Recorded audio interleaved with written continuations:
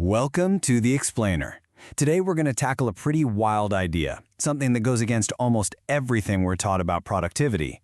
The idea that doing absolutely nothing might be the most important thing you do all day. And let's just dive right in with this thought from the poet Rainer Maria Rilke. He's basically saying that those moments we think of as empty are actually packed with some kind of deep, hidden work. And what's so cool is that 100 years later, modern neuroscience is starting to prove he was absolutely right. So, Section 1. The problem with busyness. We live in this culture that just worships being busy, right? But what if that constant hustle is actually making it harder for us to think clearly? There's actually a name for this: idleophobia. It's this deep-seated, genuine fear of downtime. And that fear pushes us into the multitasking trap, making us believe we're being super efficient. But when scientists actually put this to the test, they found something pretty startling. Okay, so here's the crazy part. A big study out of Stanford found that people who multitask all the time are, well, they're awful at it. It turns out their brains kind of lose the ability to filter out junk information, which makes them way less effective than the people who just focus on one thing at a time. It's a total paradox. And this isn't just about you struggling with your to-do list. This has a staggering real-world cost. Get this. Intel did a study and found that constant interruptions in multitasking cost the company $1 billion in a single year. That is the price of a culture that just can't sit still. And it's not just a bad habit. Our non-stop work environments are literally rewiring our brains. A psychiatrist named Edward Hallowell even gave it a name: attention deficit trait. It's a state that looks a lot like ADHD, but it's caused by our environment, not our biology. Okay, Section 2, the brain on autopilot. So if being busy all the time is the problem, what's the solution? Well, funny enough, it was discovered completely by accident. So back in 2001, a neuroscientist named Marcus Rachel was looking at brain scans, and he noticed something weird. When people in a scanner were really concentrating on a task, certain parts of their brain actually got quieter. It was the total opposite of what everyone expected. And that little anomaly led him to a huge discovery: a hidden brain network that only wakes up when we stop trying so hard. He called it the default mode network, or DMN for short. The best way to think about it is like your brain's autopilot, like on an airplane. When the pilot takes their hands off the controls, this incredibly powerful system just kicks in and takes over. That's the DMN. And what this shows is this constant tug-of-war happening inside your head. You've got the Get Stuff Done network that's focused on the outside world, and you've got this daydreaming network that's focused on your internal world. And they work like a seesaw. When one goes up, the other has to go down. You can't do both at once. So what is this autopilot actually doing that's so important? Well, while you're zoning out or staring out a window, your DMN is doing some of the most profound work imaginable.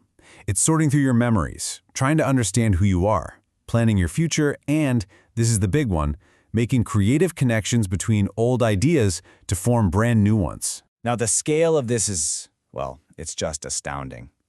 Your brain uses up a ton of your body's energy, and a whopping 95% of that energy goes to this background resting state activity. Yeah, all that focused, conscious work you do all day, that's barely 5% of your brain's energy budget. Mind-blowing, right? Section 3, how idleness fuels creativity. Okay, so this resting state isn't just for cleaning up files in your brain. It turns out it's the very engine of insight. And if you look through history, the proof is everywhere. I mean, we all know the story of Isaac Newton and the apple, but we always miss the most important detail. It's not the apple, it's that little phrase in a contemplative mood. He wasn't hunched over a desk furiously scribbling equations. He was just sitting there, doing nothing, which gave his default mode network the space it needed to make that massive leap. And it's the exact same pattern for René Descartes. The Cartesian coordinate system, the whole foundation of modern geometry, that didn't come to him in some stuffy library. Nope, it came to him while he was lazing in bed, just watching a fly crawl across the ceiling. Idleness is what lets the brain have those aha moments. So this brings up a really fascinating question. How does this actually work? What's the physical mechanism that turns all that random brain chatter into a world-changing idea? It seems like what scientists used to dismiss as useless background noise is actually a critical feature. And the answer might come from physics, of all places. Imagine you're tuning an old analog radio, trying to find a really faint station. You know how sometimes a little bit of static actually makes the music come through clearer? That's a real phenomenon, and it's called stochastic resonance. And it seems our brains work the same way. The right amount of internal noise can amplify a weak, new idea just enough to push it into your conscious mind. Which brings us full circle all the way back to our poet Rilke. When he heard that line of poetry in the wind, it might not have been magic at all. The powerful roar of the wind could have been the perfect amount of external noise, the perfect static, to finally amplify the weak signal of a poem that had been bubbling away in his subconscious for years. Section 4. Your excuse to do nothing. All right, so let's put this all together.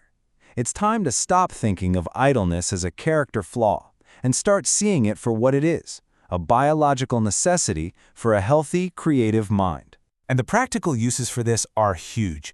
Just look at how we learn. The science is crystal clear on this. After you cram your head with new information, the absolute best thing you can do to remember it isn't to study more.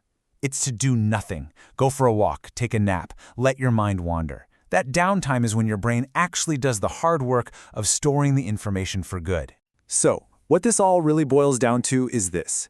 You now have a bulletproof, scientifically backed excuse to do nothing. Seriously, this isn't about being lazy. It's about running essential maintenance on the most complex and powerful tool you will ever own, your brain. So I'll just leave you with this to think about.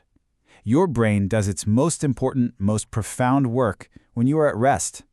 The only real question is, the next time you have a free moment, will you let it?